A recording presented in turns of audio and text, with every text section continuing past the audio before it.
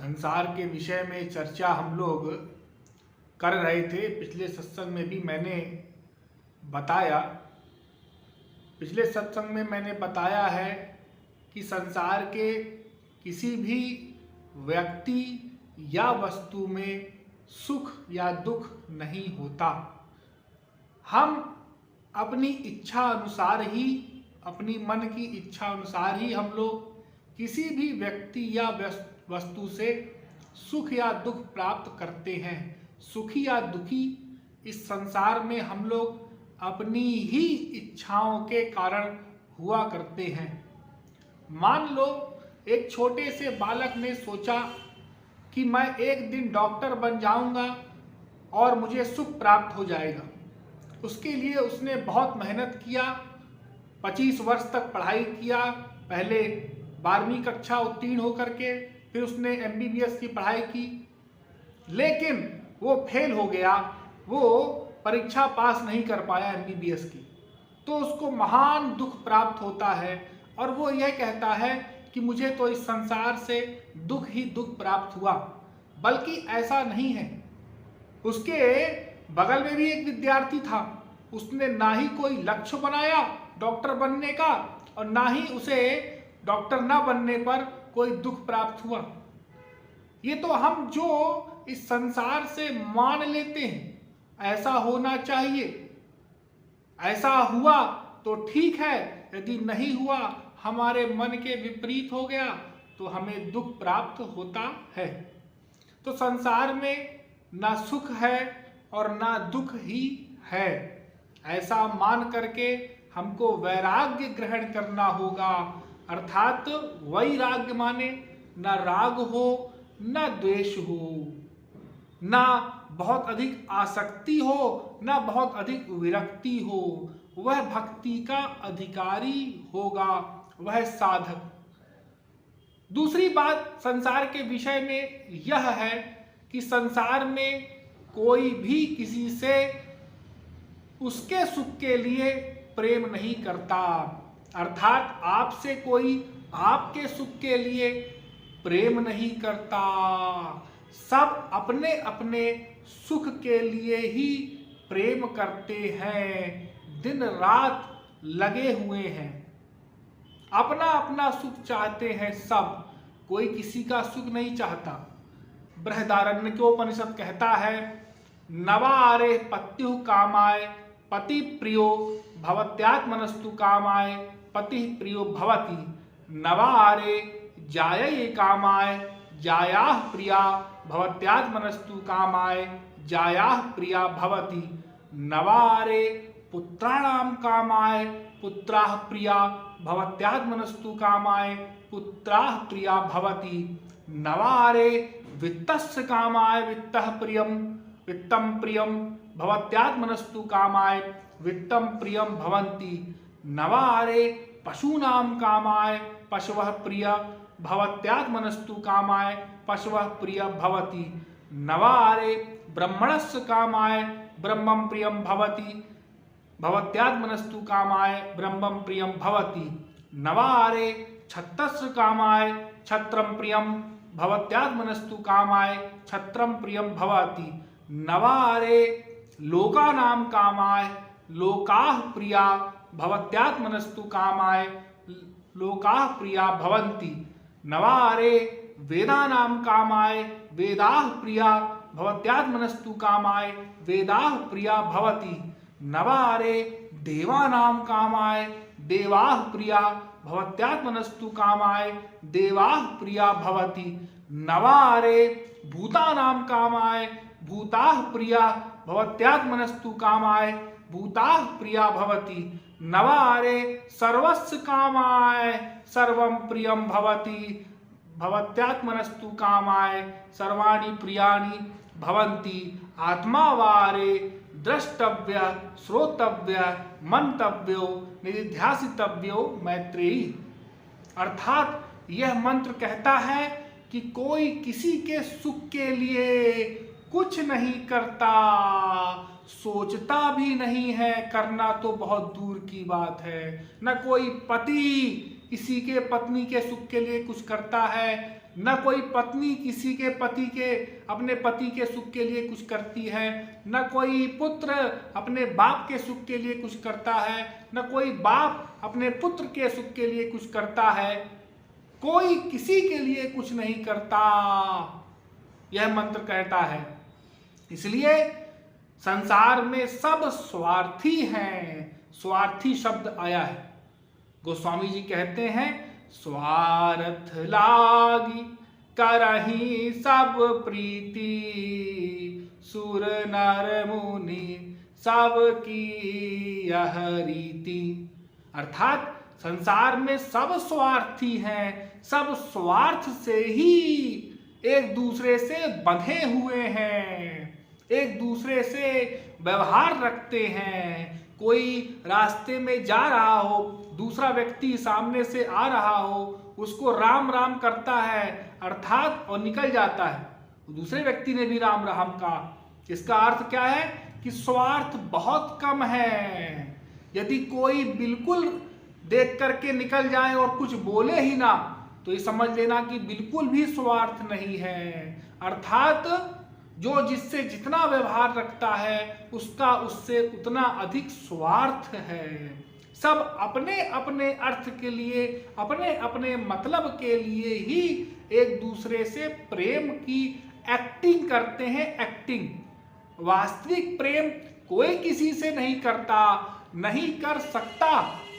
आप कहेंगे ये कैसी बात हुई, हमारे यहाँ तो ऐसा नहीं है। हमारे तो माँ बाप, पति पत्नी, बच्चे, मित्र, रिश्तेदार हमसे प्रेम करते हैं, एक दूसरे से प्रेम करते हैं। आप कहते हैं ऐसा नहीं है।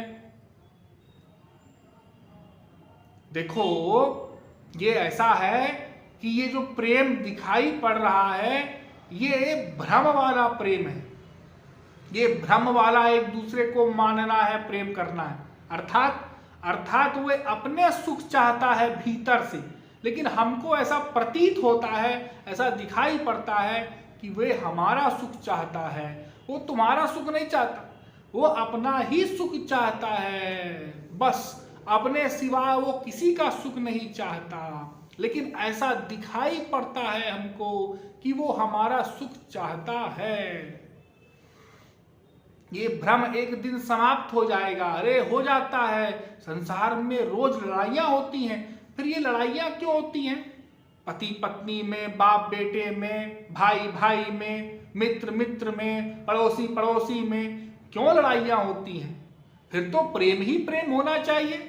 कोई किसी के सुख के लिए यदि प्रेम करता है तो फिर झगड़ा क्यों होता है, अनबन क्यों हो जाती है?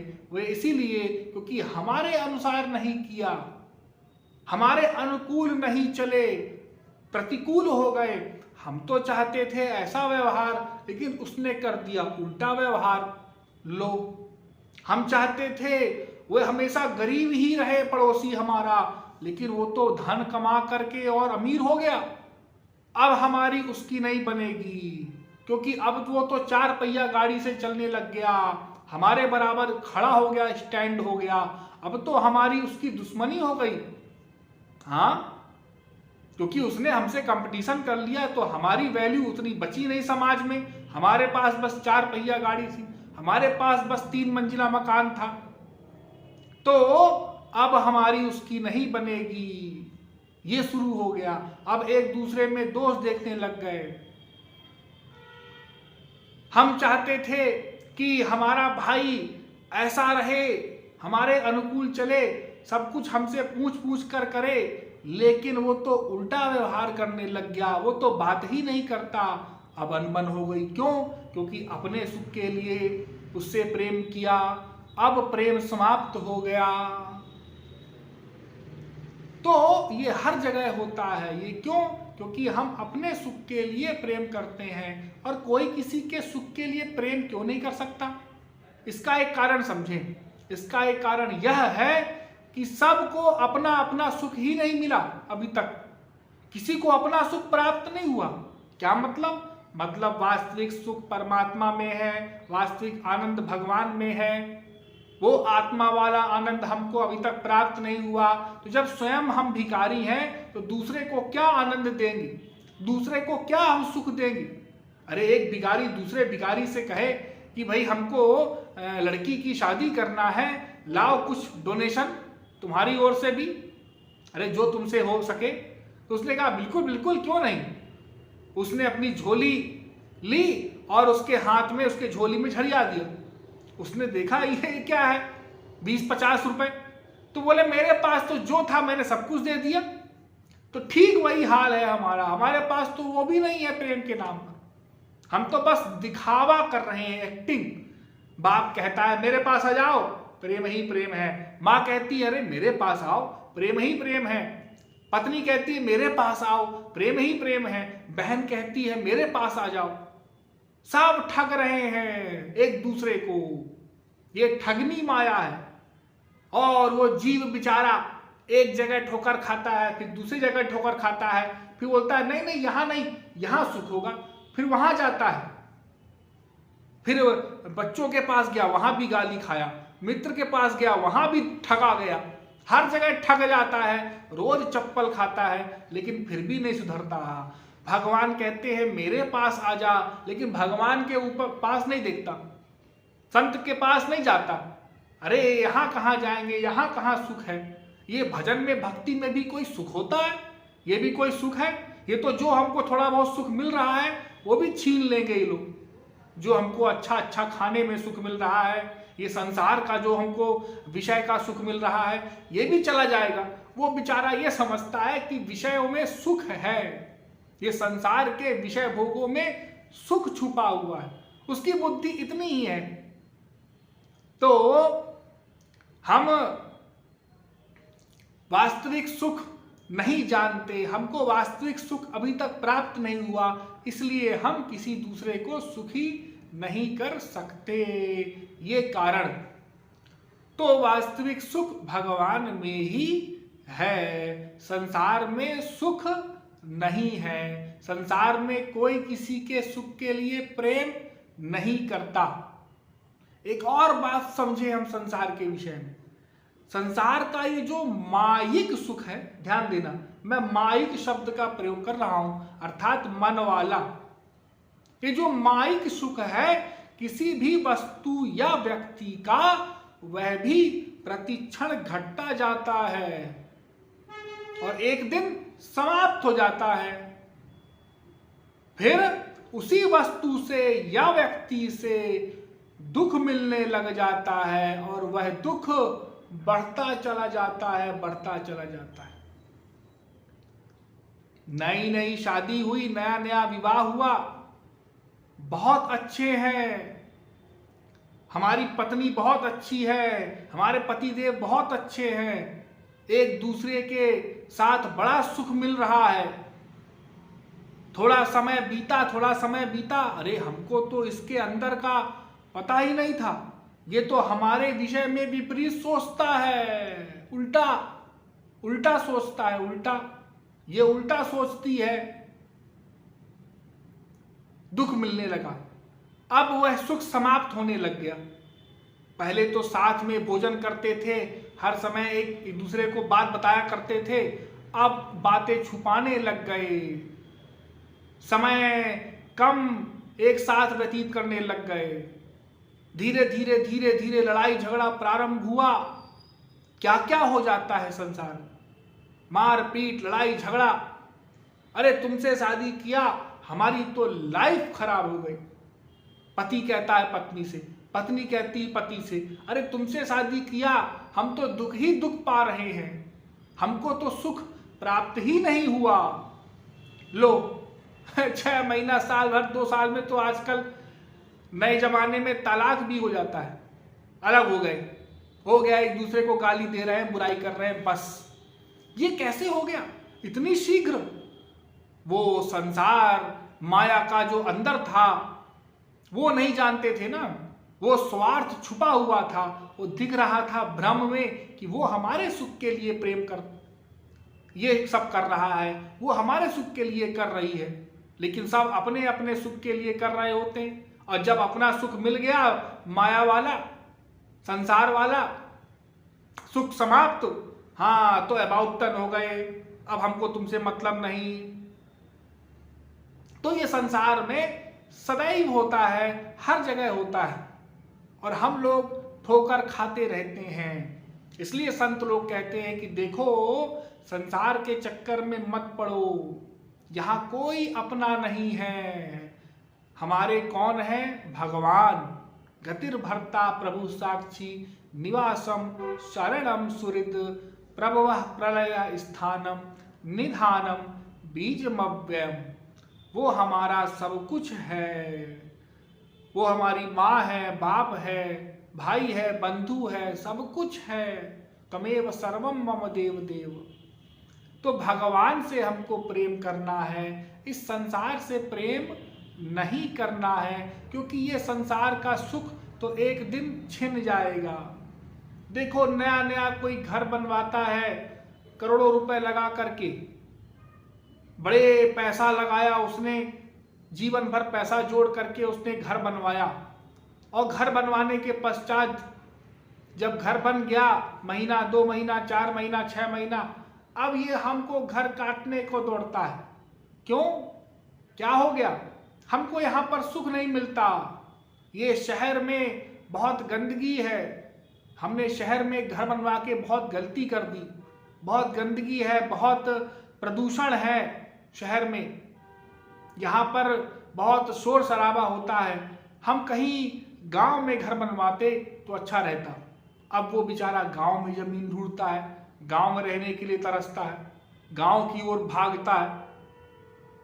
तो यह सब क्यों?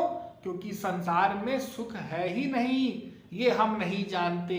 हम सुख मान लेते हैं और सुख की भावना से कोई कर्म करते हैं। यदि हम खाली कर्म करें और भगवान का चिंतन करें, भगवान में सुख मानते हुए अपने जीवन को जिए, तो हमको ये संसार दुखी कर ही नहीं सकता। लेकिन हम इतना छोटा सा ज्ञान भी नहीं समझ पाते, हम इतनी छोटी सी बात भी वेदों की, शास्त्रों की नहीं मानते, संतों की नहीं मानते। हम बस अपनी ही बुद्धि को सर्वश्रेष्ठ माने हुए हैं, इसलिए संसार में ठोकर खाते रहते हैं। तो ये संसार किसी का नहीं है, यह बात हर समय, हर जगह बुद्धि में हमको बैठाए रखना है। बस ये संसार शरीर को चलाने के लिए है, बस, उससे अतिरिक्त नहीं। ऐसा भावना रखते हुए संसार के प्रति कोई घृणित भावना न होने पाए कि संसार निंदनीय है ना, ये संसार भगवान ने बनाया है, इसलिए ये निंदनीय नहीं है। भगवान इसमें कण-कण में प्रवेश है, वास करते हैं। तत्सृष्टवा तदेवानुप्राविशत, भगवान का वास कण-कण में है, इसलिए संसार की बुराई मत करना। तो ऐसा मानते हुए उदासीन भाव से हमको भगवान का चिंतन करना है, भगवान का स्मरण करना है, भगवान की भक्ति करना है, और अपने मानव जीवन को, अपने मानव देह को सार्थक बना लेना है। बस इतना सा ही ज्ञान है कुल जमा टोटल। तो आशा करता हूँ कि आप लोगों को यह सत्संग समझ में आ गया होगा। बोलिए वृंदावन बिहारी लाल की।